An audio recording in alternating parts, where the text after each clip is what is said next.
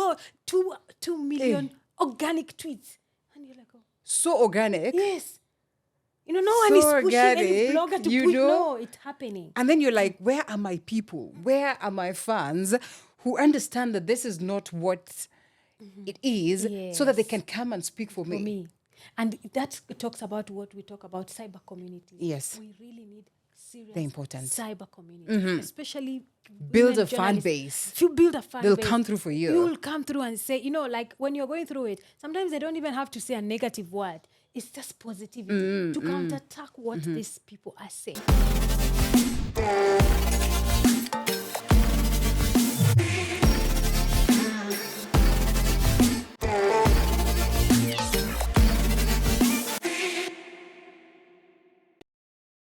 Hello, everyone. Welcome back to another exciting and informative episode of Digital Data Podcast. I'm your host, Cecilia Maundu. I'm a broadcast journalist. I'm a digital security trainer. I'm also an African Union Media Fellow. I work at the intersection of technology, human rights, and journalism. And this episode has been made possible by the Association of Media Women in Kenya. And it stems from a research they did. And the research is on investigation on the prevalence of technology-facilitated gender-based violence against women with prominent public lives. And today, my guest is an amazing journalist. She's making strides in this field, and I can't wait for you to hear her story. Linda, welcome to Digital Data Podcast. Thank you. An amazing thing that you're doing, I must admit, and therefore I am looking forward to it. A classic example of the hunter being hunted, So I'm just like, what am I expected to do or say? But let's see how it goes. My name is Linda Alela, like you say. I am a journalist. I like calling myself a journalist because, when you get into the space of media, one day you're a reporter, the next day you're an anchor, the next day you're a host of a show. You're multi-purpose, and so I find it more comfortable referring to myself as a journalist. I work with TV47. We have Radio 47, who knows? Once in a while, you want to find yourself there. Yes, as an anchor, as a reporter, as a presenter, and also I'm the lead gender desk. Oh, wow. Wow. Yeah. Wow. You're the right person to be on that seat. Yes. Let's see whether I'm going to do it justice. Oh my gosh, that is so nice. That is so nice. Yeah. So Linda, thank you so much for making time to be here. Thank you. There's one thing people ask when women tell their story on how they've been violated online. First of all, it humanizes the story. Right. Because a lot of people feel because it's behind the keyboard, it's fun and games, but there is actually a person on the other side. And also, the stories that are told here is for purposes of advocacy. Right. And also for other victims to know, because online violence is very silencing, it's very isolating. So when you see someone else talk about their story, you realize you're not alone. Right. So I'll start by, tell us about your experience on the online platform. I know one time you were working on a digital platform full-time. What advice do you have for these young journalists who are coming up? Because we know the media space right now, the opportunities are not as many as we had hoped. So what advice would you give this journalist in terms of even starting their own thing for someone who's been on that space? Right. I like it that a majority of people are now getting into this space when, I don't want to say it's saturated, but basically so many people are into it. And that, sometimes you say misery loves company.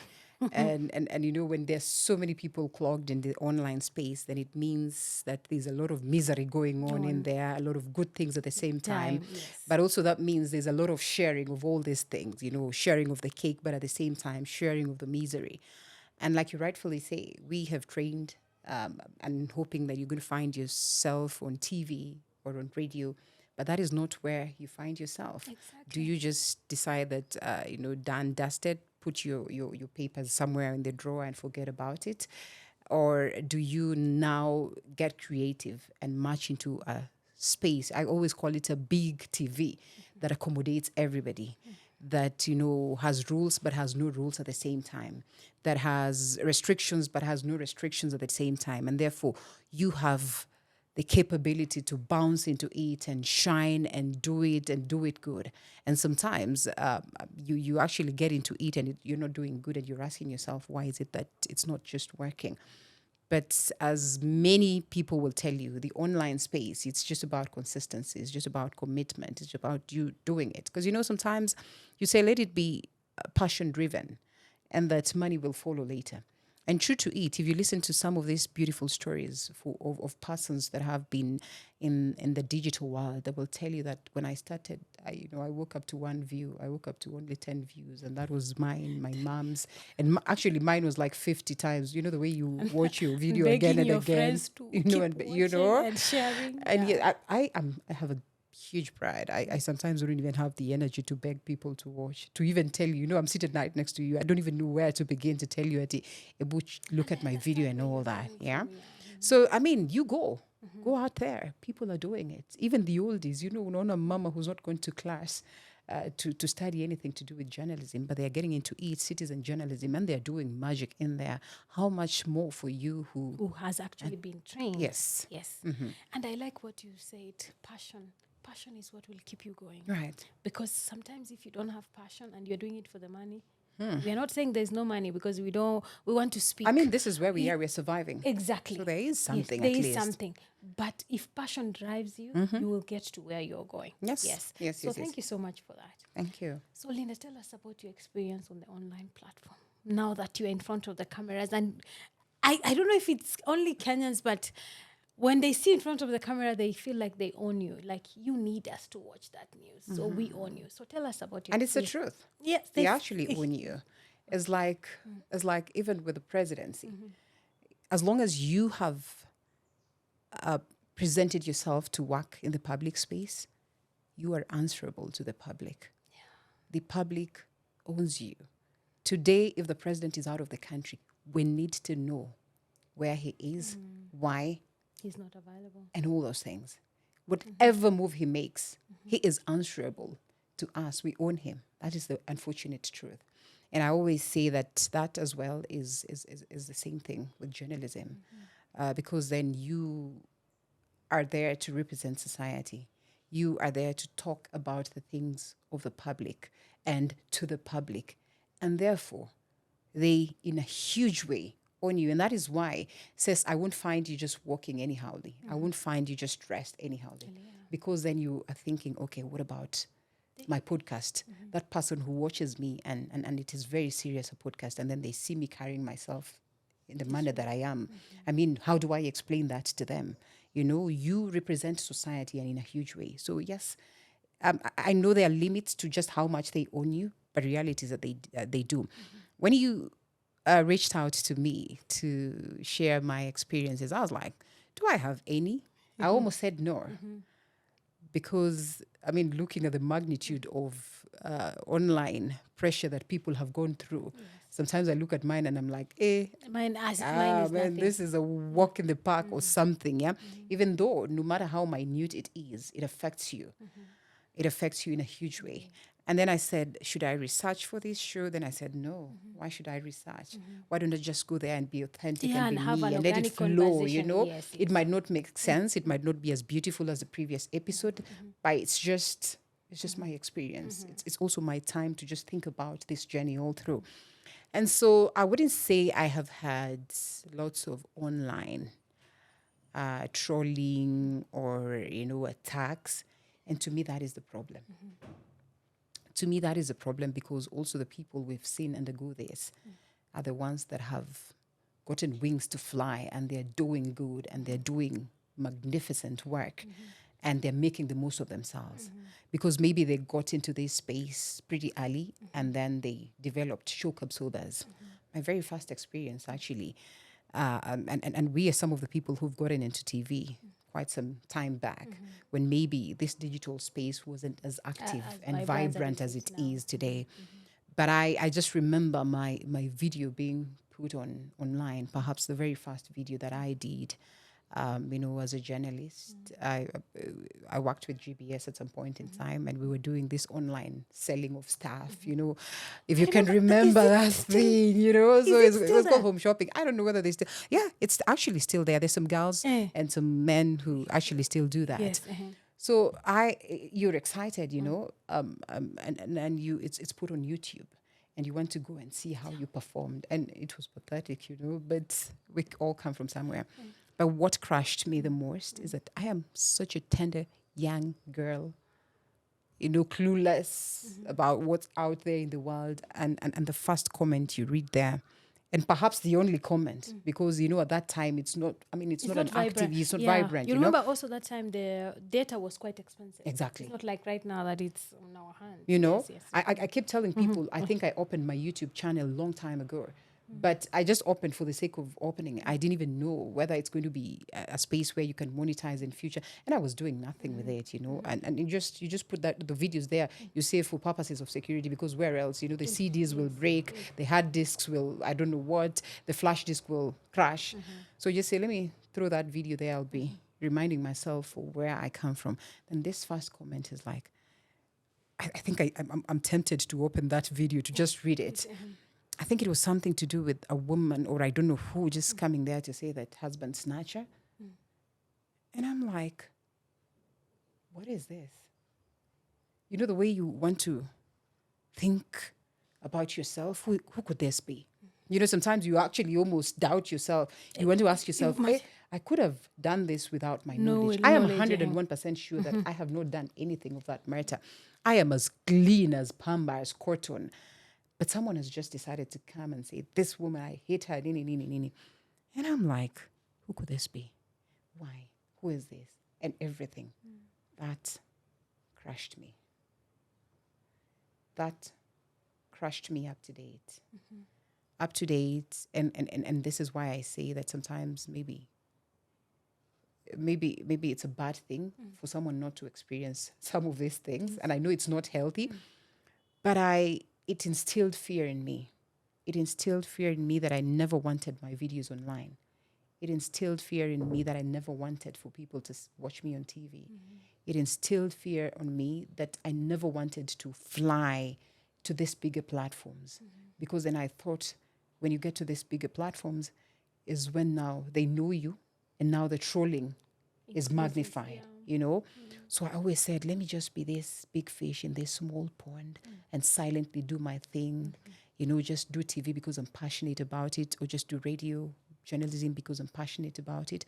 But let me not be exposed to, many people, to more eyes, because these eyes are likely to come targeting me. And that targeting is what I do not want whatsoever.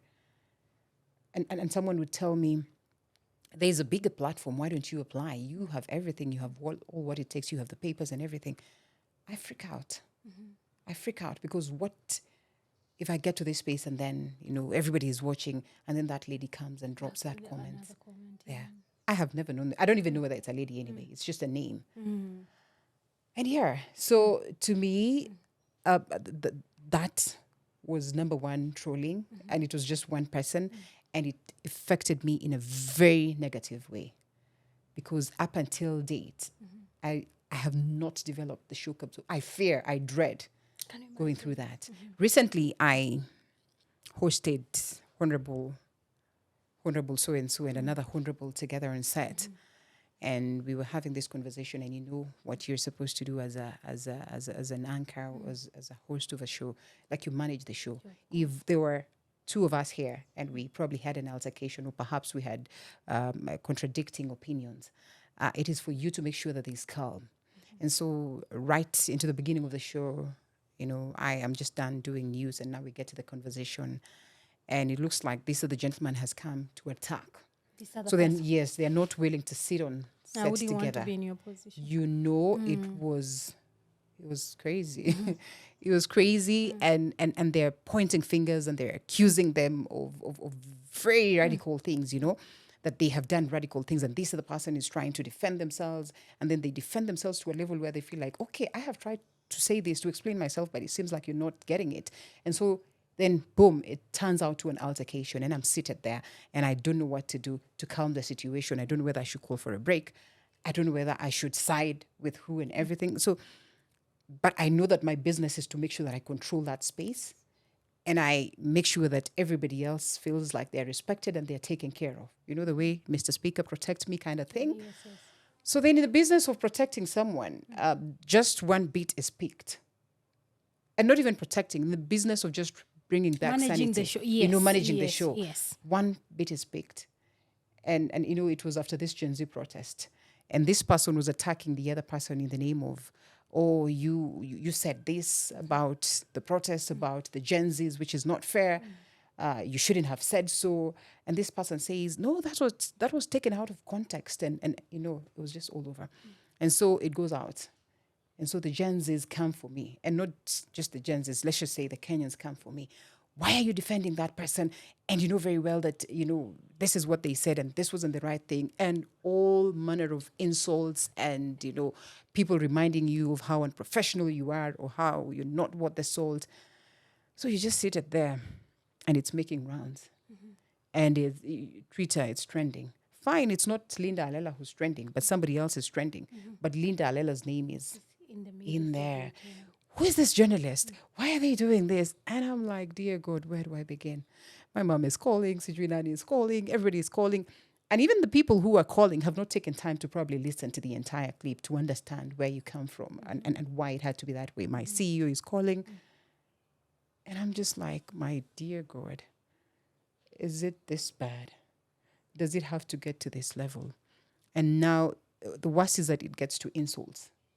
People now just... It takes a different You turn. know? It moves away from that conversation to something else. And you're like, oh, guys, were you waiting for this opportunity to attack? Or what happened? You almost feel like, again, insulting them as well. You almost feel like, what, an eye for an eye. You come for me. We were discussing it the other day. And we're saying it's very... there's very conflicting information on that. Because sometimes when you start... Also, going back, the trolls now, they're like, oh, you know what? This is what we want. This is it. So now, let's kaende, yes, and some of them are faceless people. I am telling you. And people know this is Linda. So you are the one who is on the wrong. I am telling you, they turned that thing. I almost began thinking, I was on the wrong.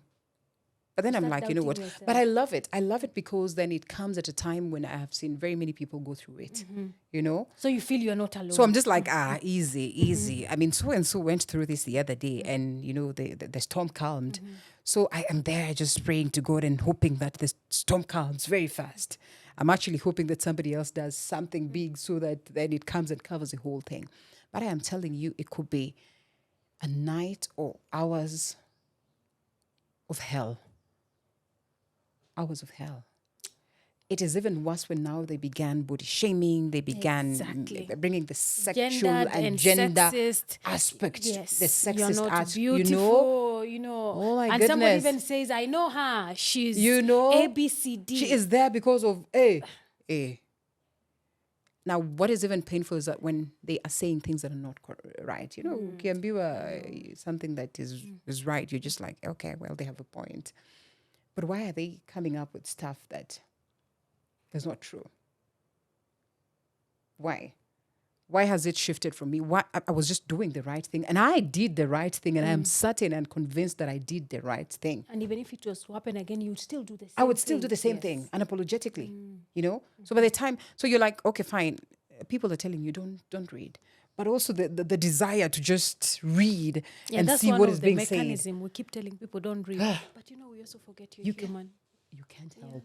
You just want to chungulia a bit. Yes. Because even if you're not going to read, there are close people who have your personal number that will screenshot something and send. And we also discourage such behavior because now you're also amplifying the violence. Yeah. Because if I send what they said about Linda ABC, how is it helping Linda? Right. Yeah. Right. So, and some people don't know. They do it because they don't know. Somebody sends a screenshot. Because I've also been a victim of online violence. And you see friends like, oh, I saw this. No, it's not the right time to send such things. Right. If anything, we always say, reach out and ask, what can I do to help? Exactly. Yes. And very few people will reach out to ask you that. Maybe 3 out of 10. It's very, and that's why we say this kind of is very isolating. It is. And also it's amplified by victim shaming. Because you'll find even close people asking, why did she say ABC? I watched that clip. Why did she? And as you say, they might have just watched that small bit. That bit. And I can tell you that is actually what happened. 3 minutes. Yes.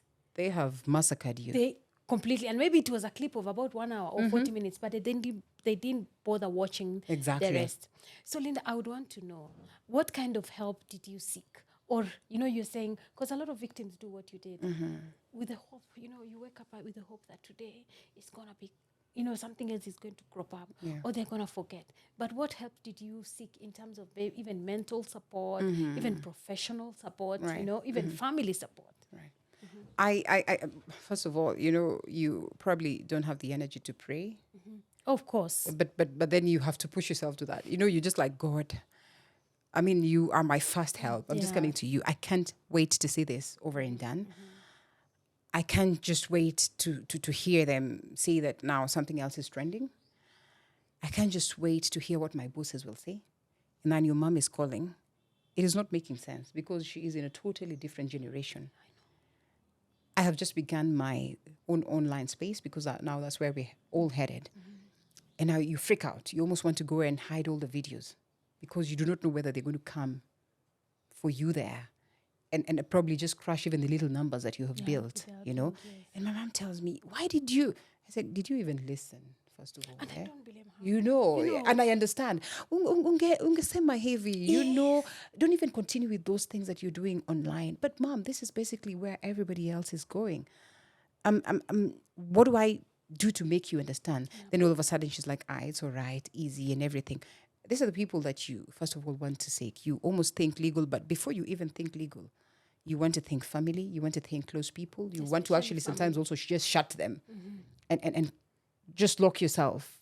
You are in a myriad of, emotional phases and you just don't know what to pick and what to drop and what to go with. Sometimes you just want to act like it's okay and you talk about it and you smile about it and laugh it off, but it is not working.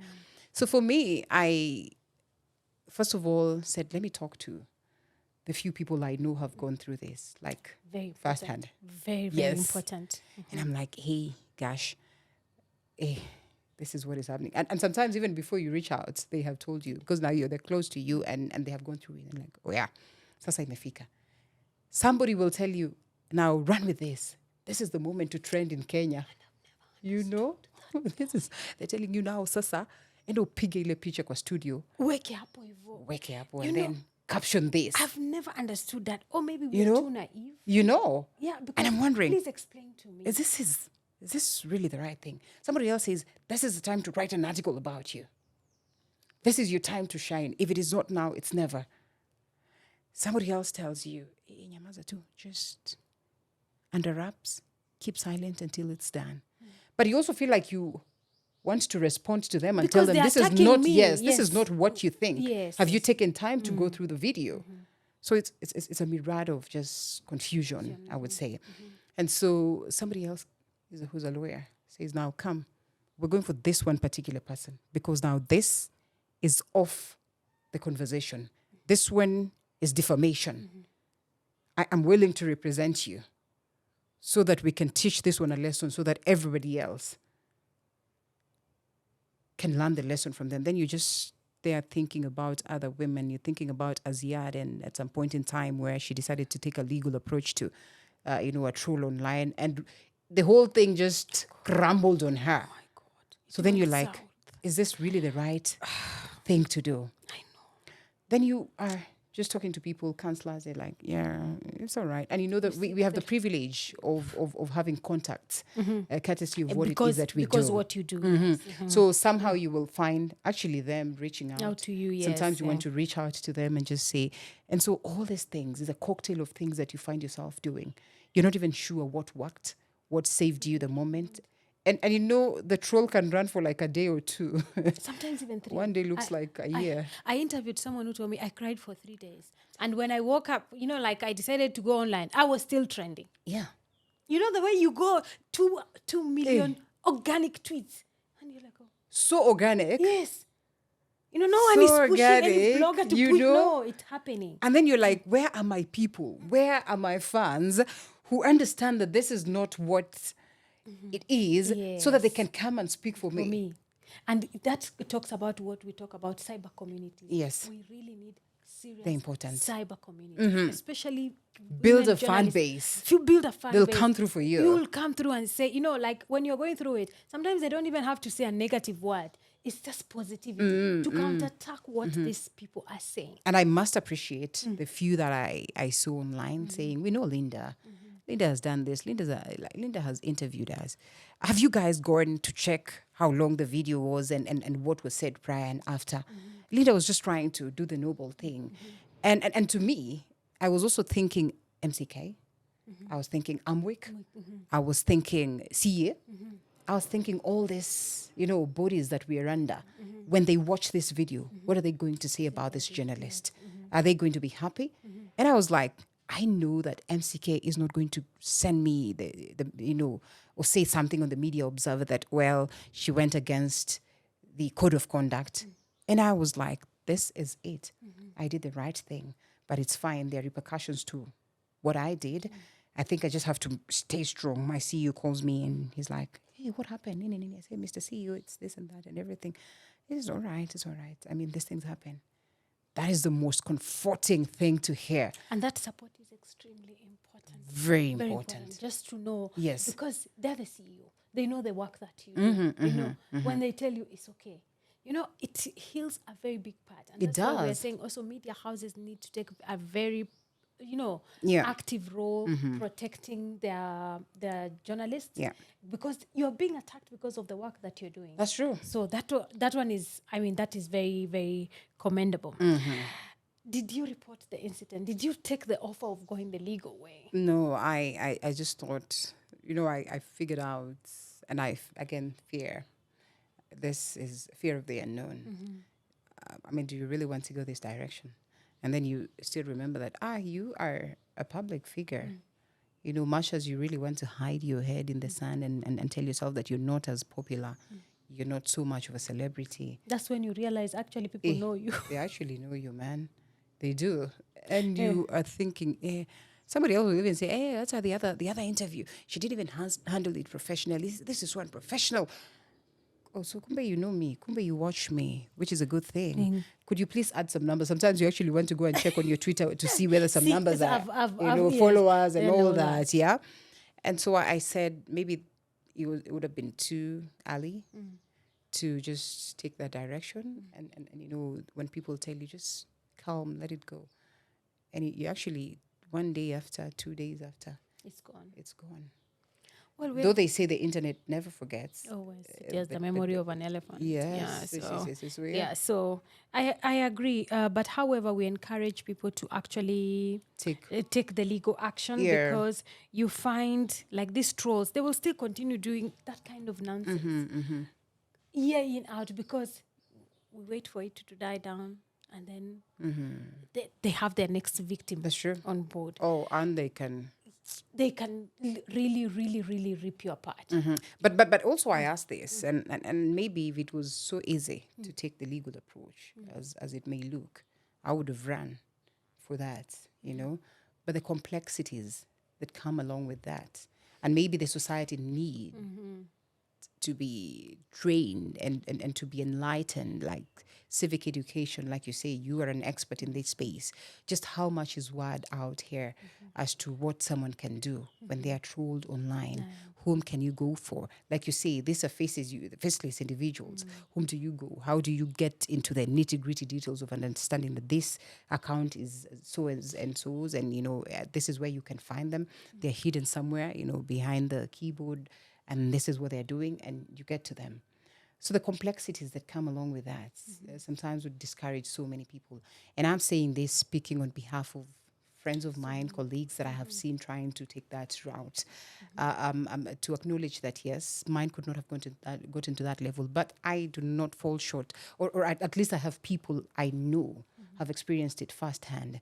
And we have even in the process walked the journey together because then this is your colleague, this is your friend.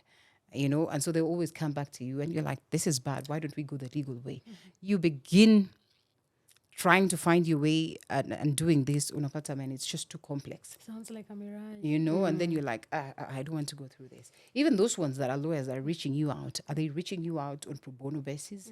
Are you going to cough your cash and Because cough it's and also cough not and then you cheap, don't get to? It's not cheap, you know? Yes. So, yeah. So we had a lawyer the other day, and she was talking about the legal ways of going through this issue. The Constitution of Kenya, through the Computer Misuse Act, actually talks about cyber harassment. Yeah.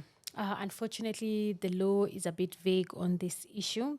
The problem is, one of the things that she said is they must be, like the evidence. Now you must have evidence, like the screenshots and all that. Yeah. It must go through a forensic audit Audit. because we are living in the era of deep fake and everything. And then also it is like now you have to put the information out there. Right. So for a victim, sometimes they feel like it's like reliving the experience again. Again. So yeah. they choose to decide not to. Yeah. But you see, the downside of it is then these trolls will keep doing it. That will happen day again. in, day out. Yeah. So we are hoping we'll get to a point whereby maybe the law will be more less, I don't know, like a bit Friendlier more clear, and yes, clearer, friendly, yeah. and then there will be mechanism, mechanism where the victim will not feel like this is going through it, going through it again. Yeah.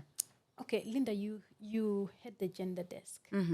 I would want to know, what is the one thing that we can do in terms of highlighting this issue?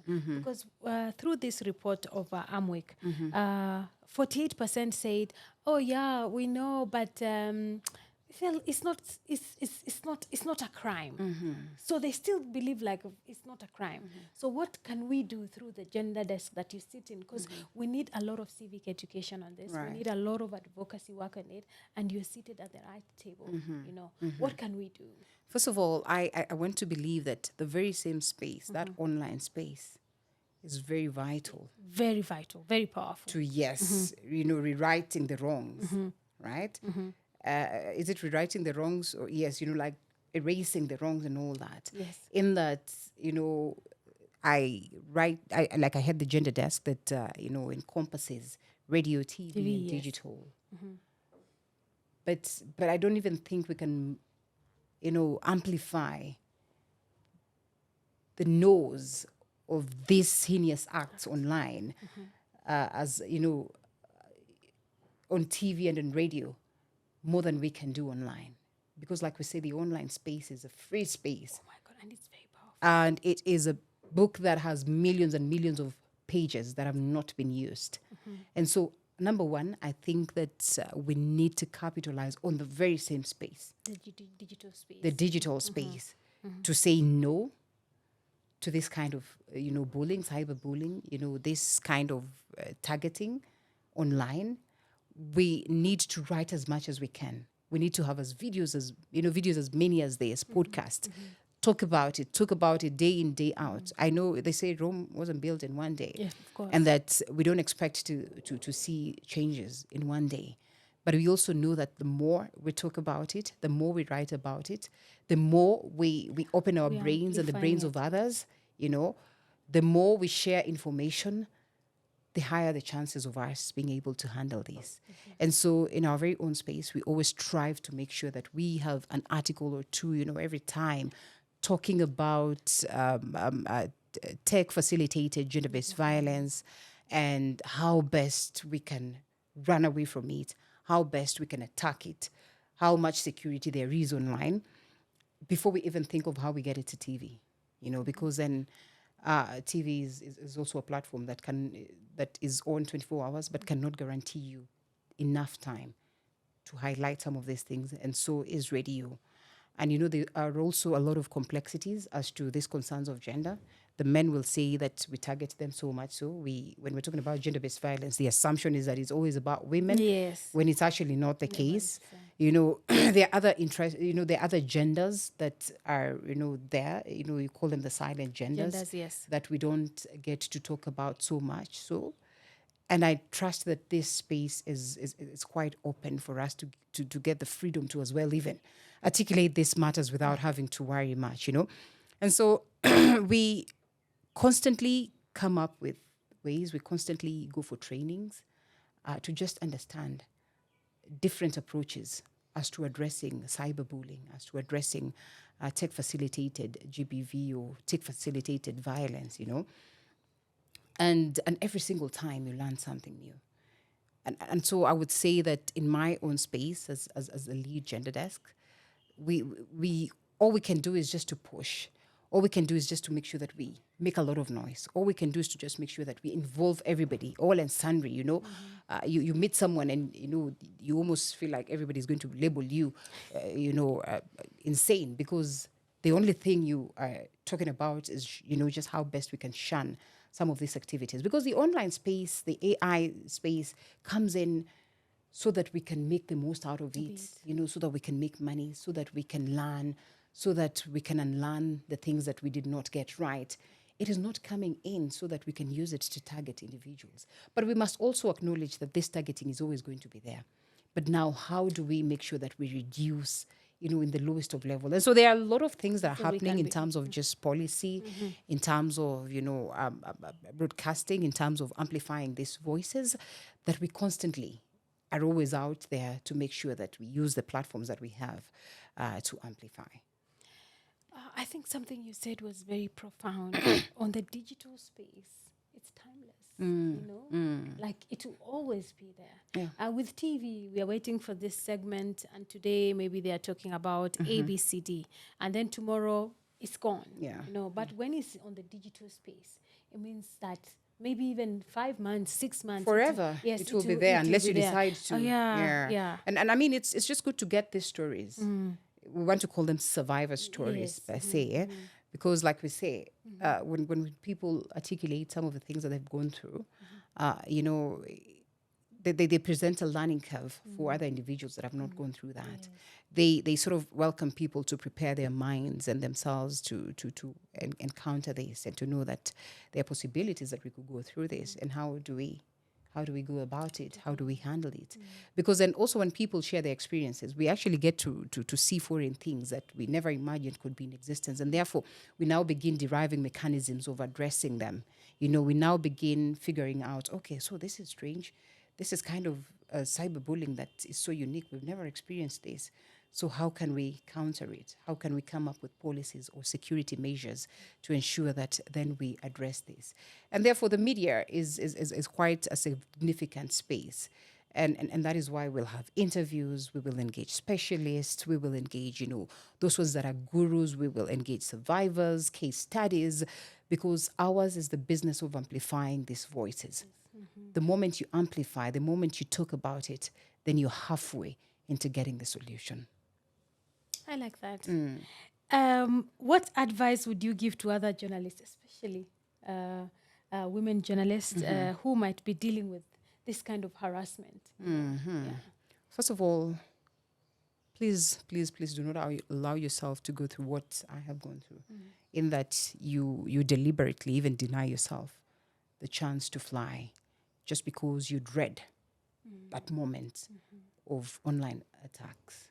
Just because you're like, if I'm in a bigger platform, more eyes on me, and that means the chances of being attacked are high. So I would rather be here.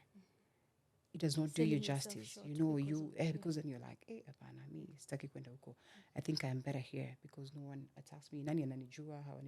So I'm like at peace. My family is protected and everything. You must be selfish enough to know that you have to grow. Selfish enough to know that you have a lot to offer the world, that you do not want to sit down and think about online bullying and think about someone who's just seated somewhere behind the keyboard and they're just busy insulting you. You have to rise above that. You have to know that you are also presenting yourself in a space where there's so much, like there's sharks all over. How do you maneuver? Because there are people who've maneuvered. It's true. They've managed. And so if they have managed, who are you not to manage? Arm yourself. Get your shock absorbers on. Get your gears on. Go into that space ready to fight. But fight with wisdom. And that is why you have to read. You have to listen to different stories. You have to ask. You have to engage. You have to keep yourself on toes. Because even in moments when this kind of attacks will come, and you're busy doing you're busy, being industrious, you have no time to look at all that kind of thing. But also allow yourself to be human. Yeah, when we they forget come, that, yeah. deal with them as a human being. Rant if you want, go the legal way if you want. As long as you're saying that it's fine, it has happened, we can't allow for it to happen. Again, we can't allow for it to happen.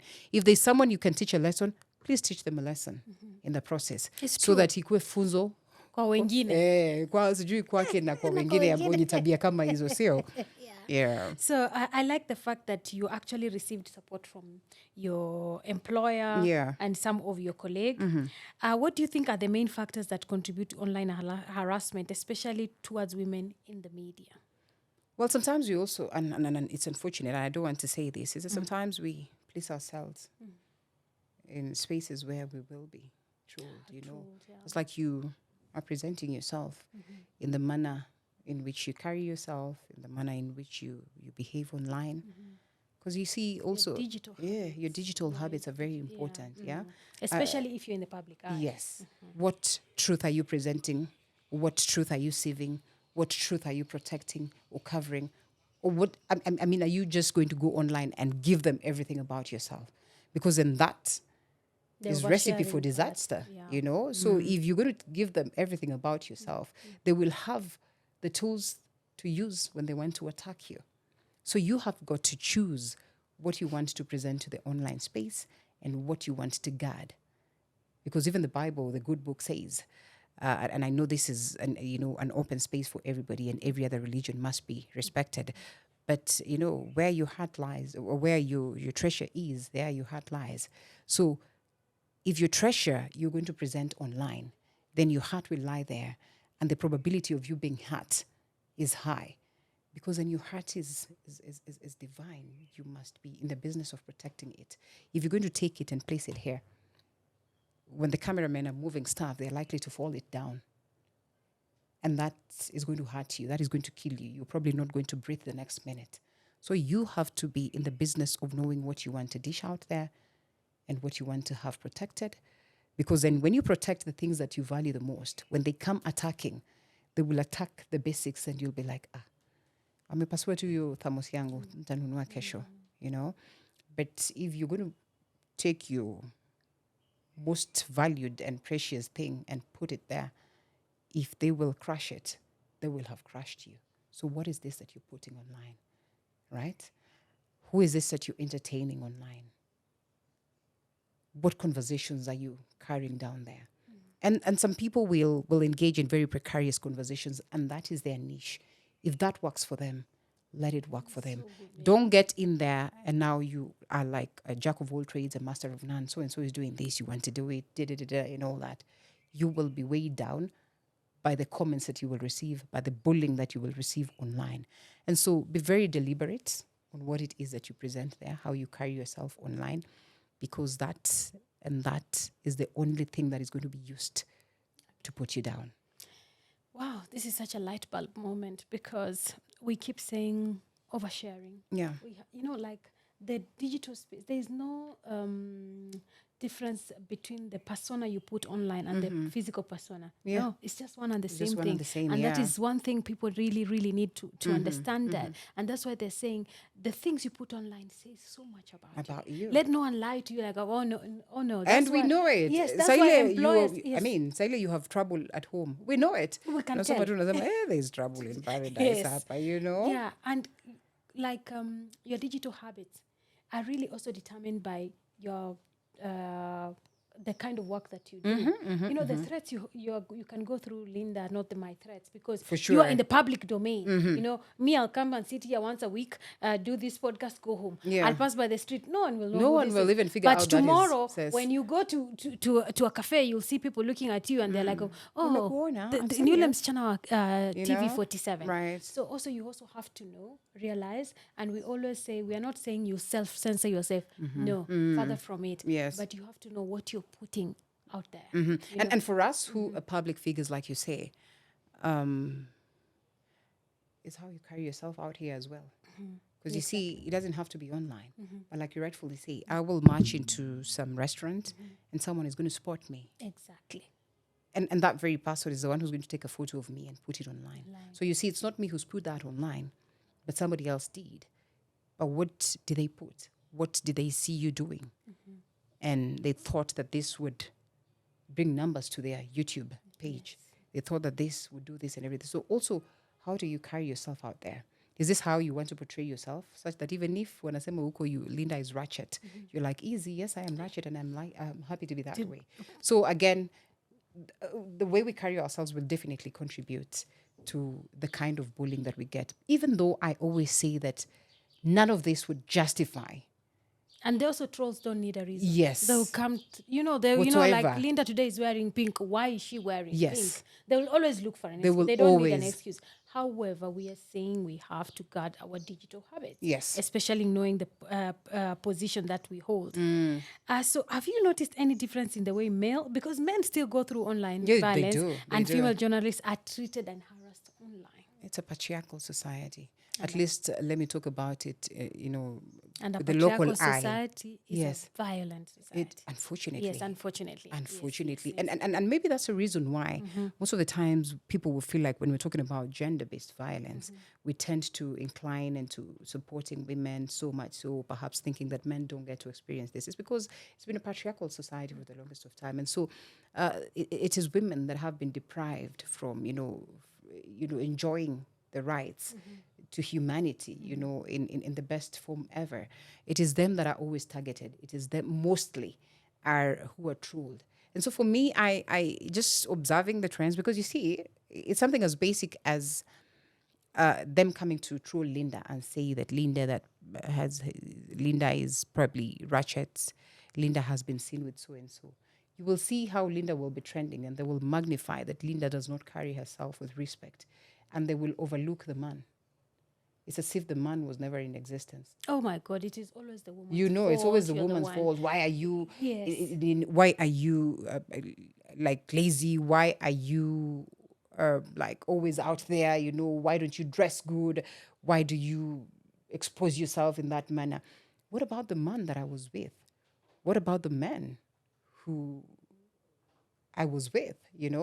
Why does it have to be about my dressing? Why does it have to be that, Linda has been found by so-and-so, and so Linda is so loose, and so-and-so is not loose, So I would say that for me, and even, most of the journalists, you say, even with body shaming, you will rarely get men being body shamed. Rarely. No one is going to mention you, the bust, and no one is going to mention six-pack, no one will even notice. It will be like, it's fine. Yes. And men will be attacked because of what they said. Exactly. But women, it takes a different turn, because as you talk about your experience, they started talking about your looks. How do my looks get involved in this interview that I was working for? Yeah. So, in your opinion, Linda, what should tech platforms, like the ones we are on, the one they are providing this, and I know they're in business, so their first concern is the advertisers. What should these tech platforms do to protect their users, their end users, especially the marginalized and vulnerable groups like yourself, women journalists, women politicians, women who literally have voices online. And that's a complexity and the gray line, if you'd want to call it, because then, like you say, there's business. They're in business, yeah. And like you say, there's also gagging, and you don't want to come across as though you are coming on this free platform again to gag the freedom of speech, much as that freedom of speech then is the beginning of, depriving another person of their freedom. Because you see, like they say, where do they say, where what ends your is where end is where, yeah. That thing, and I know Yes. So is where mine begins. Yes. It is becoming complex by the day. I mean, you find these people trying to crack their brains on how they can ensure that the online space is free for people to interact, to make money, to learn, but at the same time, the users are protected. And we must appreciate that there are platforms that have tried to ensure that you're protected. That sometimes when someone trolls, their account is even, blocked or it's taken away from them. Yeah, and I think it's a good thing. But it becomes a very delicate space. I certainly look forward and hope for some day or for some time where we'll have strong policies, strong enough, that would guarantee people safety, a safe landing space. Because that's the reason why we don't even want our kids there. That we want them at the same time to go to learn. Yeah, but but at the you same time, know, we really want to protect them because I interviewed a kids specialist, and one of the things she was telling me, like, we can't tell our children that you must wait until you're 18 Yeah. for you to get on the online platform. At 9 years old, a child in China is creating an app. So how will they compete with this 20-year-old who has decided, today is when you can have the online Exactly. online platform? Yeah. And also brings in the issue, how can parents really protect their children online? I remember I interviewed Caroline Mutoko, and she said the parent is the first cyber cop. You have to be vigilant of what your child is going through. Like if it is an app or if it's a game, what kind of game is it that they've downloaded? Yeah. I mean, in the age of Google, ignorance is a choice. And I'm telling you that I agree with what Caro says, but I also agree that life is moving very fast. And sometimes you actually don't have total control of this because there are gadgets everywhere. Yeah. There are even gadgets in school. Nowadays, you're told that they're allowed to go with their tablets to school and everything. It's fine. Do as much as you can, truly speaking, yeah? Parental guidance, child lock. Observe every time. Let them know that mom is on alert. YouTube kids. YouTube kids. Just be on alert on basically what they do. But you can only do much, You can only do much. But you see, it's also just good to say, damage has happened, but at least I tried to control it. As opposed to, this damage has happened, and we never did anything to control it. So yes, be a cyber cop. Number one, to your child, to yourself. Because also, what is this that you're consuming? Because you see, you can't be telling this child not to consume stuff, yet you are also consuming that. Somehow they will just get to your phone and it will pop up. In this era of things popping up and everything, you see on my phone right now, the Bible is popping up. That tells you that I am constantly on it. So the application that I use the most, if I'm going to leave this phone there and just get to the shower and my child gets a hold of it, what will pop up, And how will you tell them not to watch that when you are actually doing it, And she mentioned something like that. Yeah. Can give your child and then somebody has sent you something funny on WhatsApp and like, boom. Yes, it pops up. So pretty much we say we would want to just have lots of campaigns of awareness, where we have conversations like this. And, they should begin from that tender level where the children are told that, yes, you're getting into this space of online. We're not going to deny you the space, but also be aware that this you will encounter and this is not good for you. When you encounter it once, run away. Try and encounter something different. Or when you encounter it once, stick there. Be an addict to it. It doesn't help you in any way. And they listen. And we too listen, So these awareness campaigns would be really good, policy, pretty much important. Like you say, security, legislation, just engagements online, they would go a long way. I mean, if you are Mark Zuckerberg, whatever, if you're Elon Musk, it is your business to know that, to figure out how you're creating an interface that is friendly, an interface that will help us detect very fast who has insulted so and so that it doesn't have to be, a brainer. Let it be a no-brainer, or perhaps let it not get to a point where it will have to crack our brains so hard to establish who has hacked someone's account, who has done everything. Can if we have managed to set up these huge platforms, then we're capable of handling, cybercrime activities. We're capable of handling, these hackers, these attackers online. Can we make it so seamless and easy for governments to manage this, such that someone will get to attack knowing that their capabilities, that they will come for me, they will get to me, and they get to me, the repercussions are this bad. And actually the repercussions should begin from that space, the digital space itself, because before it even gets to the legal space, before it gets to, the state space, because if I know that nikiingia pondani and then I begin insulting you, my account is gone. And I have made like 5 million followers. I just don't want to wake up and lose my 5 million followers. I'll not do I'll it. be very responsible. I'll not do it. So, yeah. And I would want to know, do you think there is enough support for women journalists facing this kind of harassment? Maybe not much. Maybe And we've what just needs been to be? let to fly. I mean, just go through it. You just It will dumped get into over the and deep end done. and, oh God. Yeah. Just 2 days. Actually, that is probably the support that we get the most. You just get into it. Don't worry. I mean, 2 days, it will be done. And sometimes after you've gone through that, nobody calls you to one. sit you down to tell you it's fine.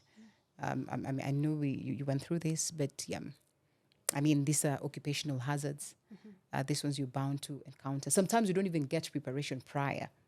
You know that we have all this huge batch of beautiful girls who have just finished their attachments, their internships. They have finished campus, and officially they are getting into the space of media. How many of us take time to mentor them, to sit them down and tell them, by the way, there's that online space that is not so friendly, And even when they encounter some of this, nobody has ever sat me down to tell me, this is bound to happen. And when it happens, this is how you handle it. Until it came, is when now we're excited to help at that moment. We act at the spur of the moment, but we don't prepare for such occurrences, such that someone would be ready to just deal with it and say, well, it has happened and this is where we are. So I would say that we probably need to get more support. We need to get more conversations of this nature, because then they will help us be ready for anything that comes along. And even when it comes, you can go there quickly, key in and say, hey, have been, having a series of these conversations. It will let me see if there's anyone who's gone through this and how they handled it. Because you see, sometimes other people's experiences are very helpful to us maneuvering our very own experiences. Because then, I mean, there's nothing new under the sun. It's true. It really isn't. There's a journalist I interviewed, and she said, like, it would be good to be prepared what is waiting for us on the other side. So I created an online harassment digital security manual where I also talk about the issue of online harassment, and I created it purposely for female journalist students who are about to enter the market. Yes. Because as you say, they don't know what is waiting. They are You are so clueless. excited about GB, You oh, let me see how this video has done. And then pop, you're like, oh, what is My this? Jesus. So if somebody had told you initially, like, oh, you might go through something we call online violence, and this is how to handle it, it would not have been the same. And these people, you're scared to go and tell them, maybe look at this comment. Yes. Because you're also thinking they're going to ask you, can you think about it? Is there something you've done? They will attack you. So you just are thinking to yourself, how do I delete it? Yes. How do I hide it? Because sometimes we also need to just be tech savvy, let them train us so much so on the technical aspects to some of these, so that when you have this, you can actually hide this comment so that it doesn't continue to generate more damage, because it's capable of doing that. Or, I mean, so even as we go through the trainings of expectation, also let us be aware of how we can manage some of the things, our pages, our own personal pages, how we can monetize them, how we can make sure that they are clean, how we can make sure that they're not hacked. Because those ones are also very important components to just managing the situation in the event that they come for you. It's true. So looking ahead, what are some of the changes you would want to see on the online platform, especially when it comes to supporting journalists, female journalists who've gone through this kind of violence?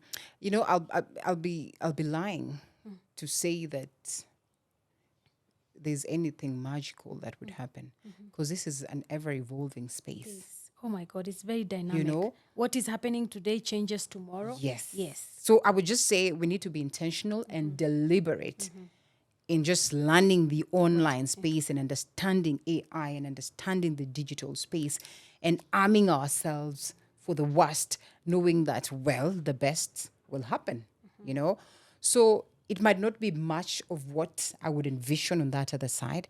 It will be much on what I would envision for ourselves, in having these conversations, in sharpening ourselves, in preparing ourselves, in just getting to know what happens in that space every day. That there's this new thing, learn it.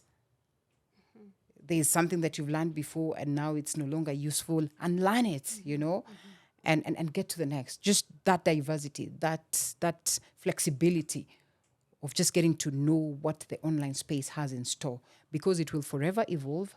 There will be other forms of, crime therein, but you must just be on alert so that you're not caught flat-footed. The first times when these guys who would call you to ask for, to lie to you that, money, you send this, the very first time, very many people fell victim. Because you see, all right, this is Safaricom. This is, this brand. You don't even bother to figure out whether there's a number. But we appreciate that, of course, in the process of growing digitally, we also get to know mechanisms of sealing the loopholes, in that you would say, so people will randomly call you, let's have one number. And let's remind our customers that it is only this number. When you get to see it, just know that it is us that are calling. So if that other number calls you, no, it is not us, right? So as we grow, we certainly hope that these ones that are brains in the AI space, that are brains in the digital space, would actually find mechanisms of, just sealing the loopholes. But in the process, let us stay woke. Let us be on alert, because something new will always come.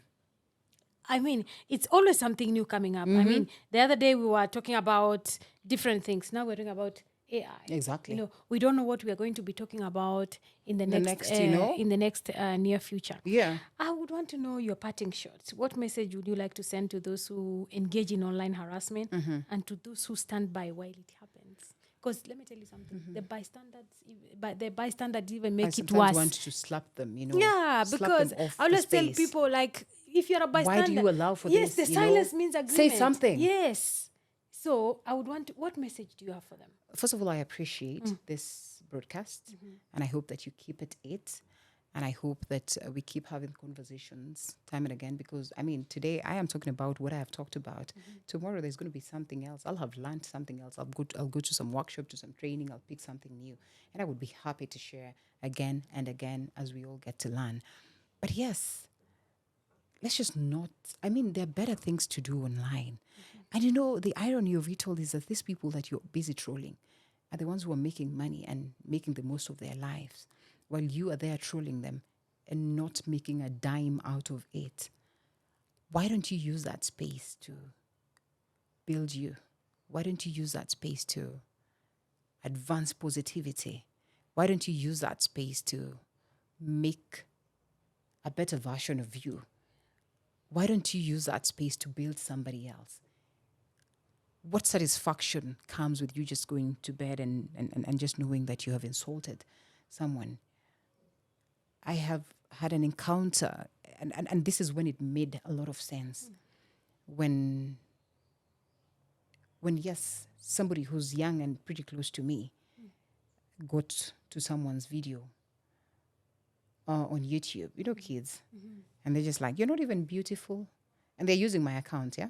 So you've given them the phone, like you say, and they have gone to a video there and they say, you're not even beautiful. And this is so genuine because they are young. Yeah. But it hurt me to the core. And I asked them, why did you decide to just go online and tell somebody this? Could it be that they have also posted something and somebody told them the same thing? Have we become so heartless or so genuine that you can just go to someone's space and just tell them, you're not even beautiful? And it just got me realizing how painful it could be for the other party and how damaging it is even for this person who's literally writing these things. What could they be going through for them to go and write that? Is it jealousy? Is it what and everything? Can we just work on ourselves? Let's work on ourselves and let's not project hate, negativity. The online space is making lots of money for people. Crazy money. Make use of that. Yes. Make money for yourself. It might not be today, but just build yourself towards that. It does not benefit you whatsoever to load bundles to insult somebody, honestly. I don't think it really is the way to go. And you bystanders, can you just, those are the kinds of people that we actually want to name and shame. Unafungua tu comments, unasoma. And then some, even the way we are saying, they screenshot. Have you seen this? This is what they've they said make about it round, go rounds. So and that's actually what we always say today. It's a very dangerous space. Before you write something about someone, think and think and think. Because the moment you've posted it, 1 second, somebody has screenshot it. So you cannot undo that.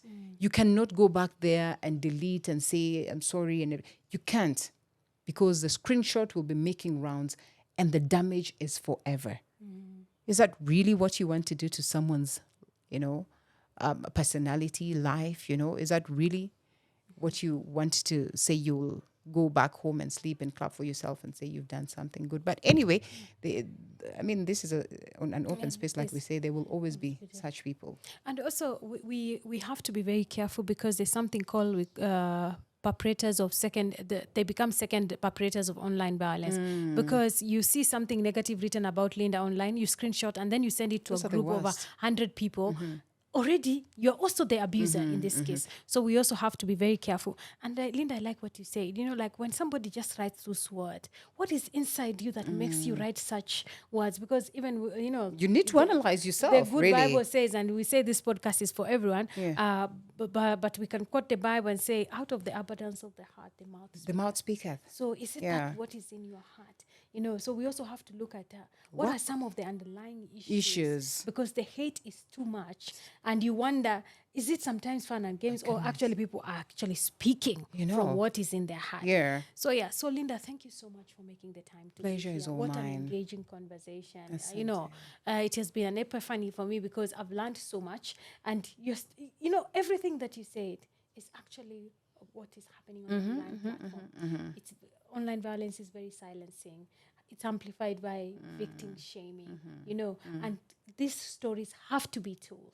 And when somebody sees Linda speaking up, they'll be like, oh, you know what? Let me also speak, because Linda, it's not easy to get people to sit on this chair. Not easy. I mean, how many people did I go through to get to you? I know. You call so and so, they're like, oh, no, I don't want to talk about it. It's over and done with. I want to move forward. But if we don't talk about it, then means we are also burying our heads in the sand. So thank you so much for making the time. As I said, this episode has been made possible by Association of Media Women in Kenya, and I hope you're a member. If you're not a member, I'm hoping after this you're going to be a member. I hope Patience Nyange does not watch this, because she will. No, we need you as a member. We need your voice. Like, there is so much with Amwek. You will be so happy to be there, because even the position that you're in, it will be more even beneficial to you. And I get to see. I get to see my friends benefiting so much. So I will push you until you become a member. I'm looking forward to that. Yeah, and it is a very easy process to become a member. And Amwek has so much to offer. So again, thank you so much. Asante sana. Thank you so much. Good job. Yes, and thank you so much. I'm hoping that I will see more of these things on your gender desk being talked about. Yeah, you can be sure about that. So thank you. And viewers, I don't think I have anything else to add. See you on the next episode. Bye-bye.